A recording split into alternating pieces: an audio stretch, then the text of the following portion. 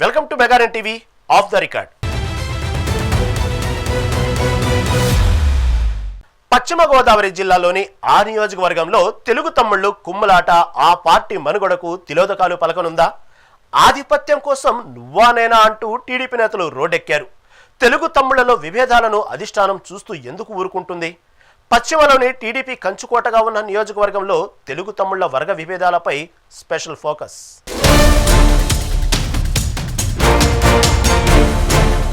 పశ్చిమ గోదావరి జిల్లా నరసాపురం నియోజకవర్గం తెలుగుదేశం ఏర్పడినప్పటి నుంచి కంచుకోట. అన్న ఎన్టీఆర్ పార్టీని స్థాపించిన దగ్గర నుంచి తీర ప్రాంతమైన నరసాపురం నియోజకవర్గంలో తెలుగుదేశం పార్టీ 7 సార్లు విజయం సాధించింది. ఈ నియోజకవర్గం నుంచి రాష్ట్ర మంత్రిగా, శాసనమండలి చైర్మన్గా, పార్టీ రాష్ట్ర స్థాయి నేతలుగా గుర్తింపు తెచ్చుకున్నారు. రాష్ట్రమంతా టీడీపీకి వ్యతిరేకంగా గాలి వీచినప్పటికీ నరసాపురం నియోజకవర్గంలో మాత్రం తెలుగుదేశం పార్టీ విజయం సాధిస్తుంది అంటే నియోజకవర్గంలో టీడీపీకి ఎలాంటి క్యాడర్ ఉందో ఊహించుకోండి. అటువంటి నరసాపురం నియోజకవర్గంలో టీడీపీ కంచుకోట శిథిలా వ్యవస్థకు చేరుకుందనే చెప్పొచ్చు. 2024 ఎన్నికల్లో కూటమి పత్తు నేపథ్యంలో నరసాపురం నియోజకవర్గం జనసేన ఖాతాలోకి వెళ్ళింది. జనసేన తరపున పోటీ చేసిన బొమ్మిడి నాయకర్ విజయం సాధించారు. ప్రస్తుతం ప్రభుత్వ విప్గా ఆయన విధులు నిర్వహిస్తున్నారు.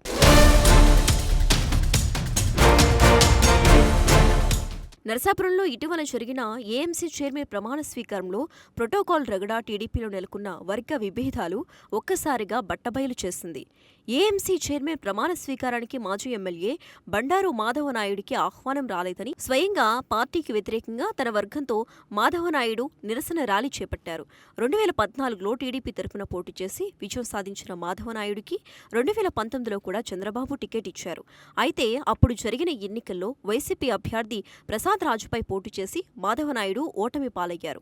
ఓటమి అనంతరం కార్యకర్తలకు అండగా నిలవాల్సిన మాధవనాయుడు పార్టీని క్యాడర్ని గాలికి వదిలేసి తాను సొంత వ్యాపారాలు చేసుకుంటూ అక్కడ ఉన్న పార్టీ నేతలకు, పార్టీకి అంటీ ముట్టనట్లుగా వ్యవహరించారు.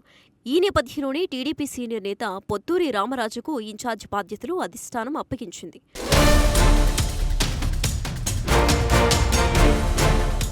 అయితే రామారావు ఇన్ఛార్జిగా ఉన్నప్పటికీ నరసాపురం నియోజకవర్గంలో వైసీపీపై పోరాడారు. అయితే ఆర్థికంగా పార్టీని బలోపేతం చేయడానికి అధిష్టానం ఎన్ఆర్ఐ టీడీపీ నేత కొవ్వలి నాయుడు నరసాపురం నియోజకవర్గంలో తన వంతు కృషి చేయాలని ఆదేశించింది. అయితే కొవ్వలి నాయుడు అధిష్టానం మాట కట్టుబడి పార్టీ క్యాడర్ బెదిరిపోకుండా నియోజకవర్గ ఇన్ఛార్జ్ రామరాజుతో కలిసి పనిచేయటమే కాకుండా వైసీపీ అరాచకాలపై పోరాటాలు చేశారు. అయితే 2024 ఎన్నికల్లో తరువాత పార్టీలో విభేదాలు రావటం, గ్రూప్ రాజకీయాలతో కొవ్వలి నాయుడు కూడా పార్టీ కార్యకలాపాల నుంచి తప్పుకుని విదేశాలకు వెళ్లిపోయారు.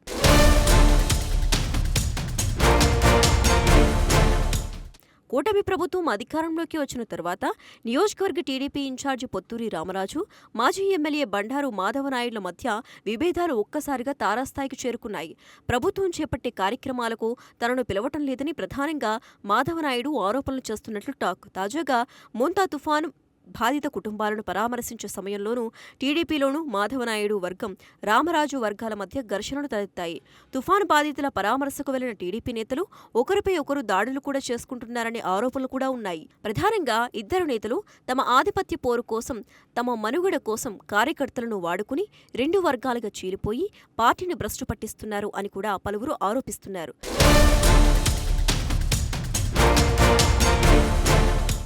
కనీసం నియోజకవర్గంలో కష్టపడి పనిచేసిన కార్యకర్తలకు సరైన గుర్తింపు దేవుడెరుగు. పార్టీలో కుమ్మలాటలకు వారు బలైపోతున్నారని గుసగుసలు వినిపిస్తోంది. ఒకరేమో నేనే నియోజకవర్గంలో చక్రం తిప్పాలి, నా మాటే వేదమంటుంటే మరొకరు నేనే అంటూ నా మాటే అంటున్నారు. ఇద్దరు నేతల రచ్చకు సంబంధించి పార్టీలోని పలువురు సీనియర్లు జిల్లా ఇన్ఛార్జి మంత్రి గొట్టిపాటి రవికుమార్కు పార్టీ అధిష్టానానికి ఫిర్యాదు చేశారట. అలాగే ఏఎంసీ చైర్మన్ ప్రమాణ స్వీకారం కార్యక్రమానికి వచ్చిన మంత్రికి వారంటే వారు అన్న రీతిలో భారీ స్థాయిలో బైక్ ర్యాలీలు చేపట్టి వారి సమస్యలను లిఖితపూర్వకంగా మంత్రికి అందజేశారు.